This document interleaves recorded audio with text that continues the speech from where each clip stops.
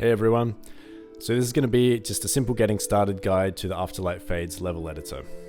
So let's jump straight in here. And okay, so first up I'm just going to go through the tools and then go through how to navigate and use the object types here.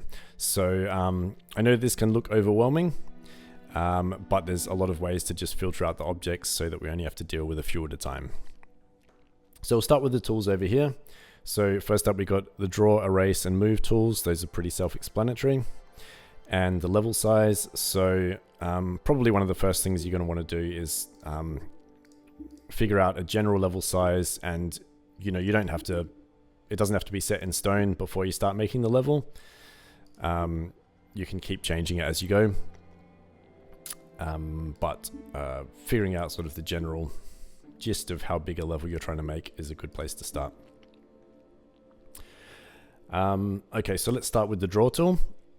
So if we select an item to draw with here, and we'll start with a door, then we click that item and you can see that we've got a pencil tool there when we're hovering over the grid, and that means that we're going to draw that item into the grid.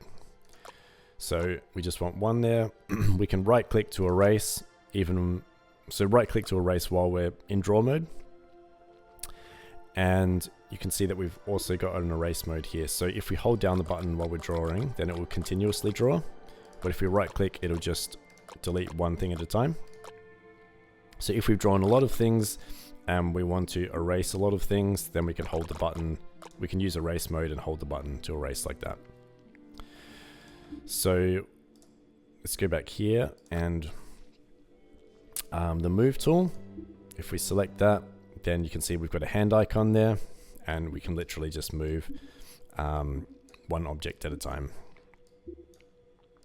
And you can move anything like that.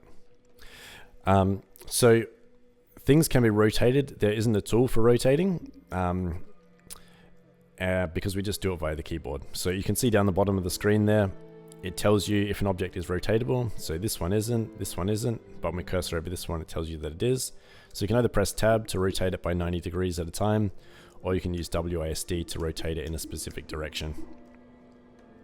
So some things, the rotation message will always be the same, but some things like this one, it doesn't really make sense for it to rotate in 4 directions. So it's, it's either going to be that rotation or that rotation, but the rotation message is always going to be the same. So that is just another one to be aware of, and a sort of a different tool to be aware of that's not in here. And there are a few other things which I won't go into in this video, which it will tell you along the bottom of the screen if that object has a special way that it can be interacted with. Okay, so those are the basics of the tools. You can also re-roll the environment, and you might have noticed that when we change the grid size, it re-rolls the environment for us. You can see the environment randomizing when we change the grid size. And that's basically just aesthetic, but sometimes there's a practical purpose for it as well. So you might be interested in using the shadows as kind of a feature in your level, or sometimes you get trees down here that are just sort of too big, getting in the way. So say here, for example, that tree is sort of starting to get in the way of our gameplay. So that might not be a good roll. Here you can re-roll the surrounding walls. So these are just literally the walls that surround your grid. Again, you might get something like this that's getting a bit in the way that you don't want there, or you might be looking for some interesting shadows or just some interesting shapes. Really, it's just a lot about the atmosphere that's being created, whether it works for your level or not. And you might be surprised at how much difference you can get from different random rolls. So here we've got all the file management stuff. So you just put in a level name, and then you can save your level, and you can load your levels. This will tell you all the levels that you've stored locally, and these are just your custom made levels. And if you want to share things publicly, you do that via Steam Workshop, which I'll go over in a different video. So up here, this is the only tool I didn't go over. That's an eyedropper tool, so that's just for selecting a cell. So say if you've drawn lots of different cell types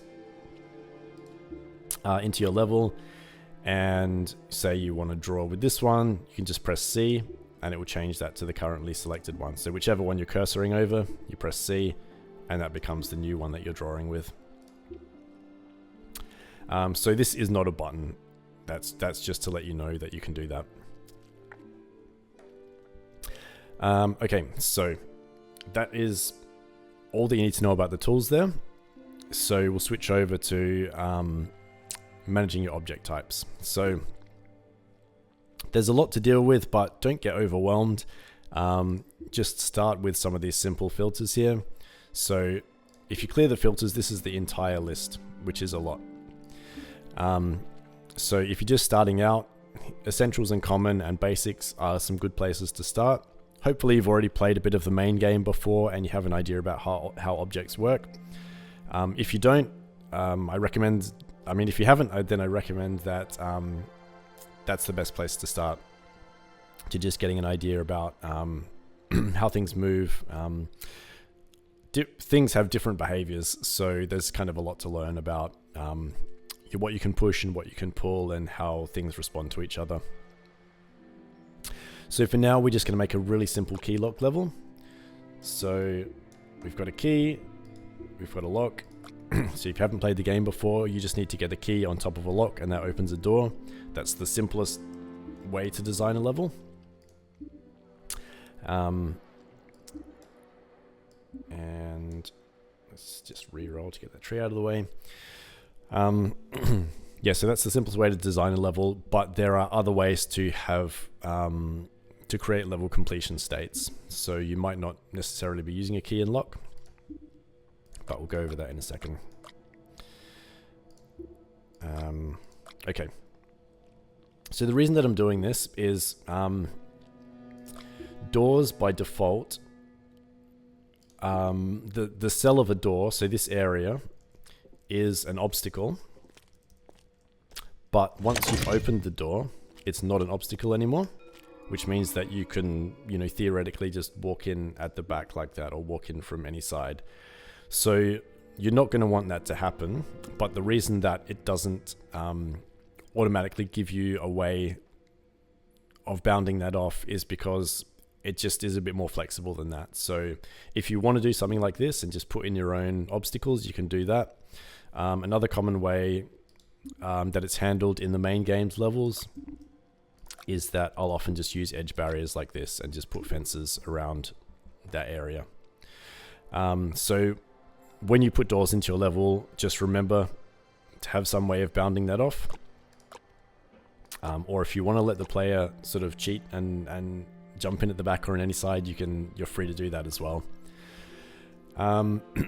Okay, so, and that was, again, that's just rotating that object. So what we have there is already a completable level, right? Your player can complete that. It's not interesting, but you can sort of start there and then start putting more interesting aspects of your puzzle into that. But because we're just keeping it simple in this video, I'll basically just leave it at that. And I will quickly, I'm not going to go over all the variations of how you can make a level completable, but I'll show you one quick example. So I'm going to get rid of the key and lock. And so then the question is, how do I open a door if I don't have a key and lock? So fire beacons are another way.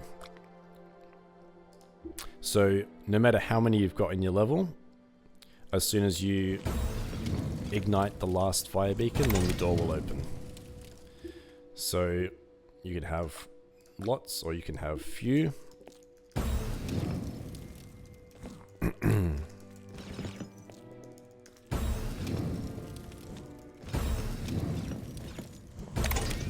And you can see as soon as I light the last one, the door opens. So, and there are other methods as well. There are electric beacons, which you need to get electricity to, and the door will open. And there's also abyss completion states, which are a bit more to go into. So using the artifacts. If you push an artifact into an abyss, that will complete the level, and in abyss completion states, you don't even need a door in your level. But that's a subject for another video, really. So, so just remember to sort of keep things manageable. Just use these filter types to help filter what you're looking for. And once you know the objects a bit better, you can also filter by first letter.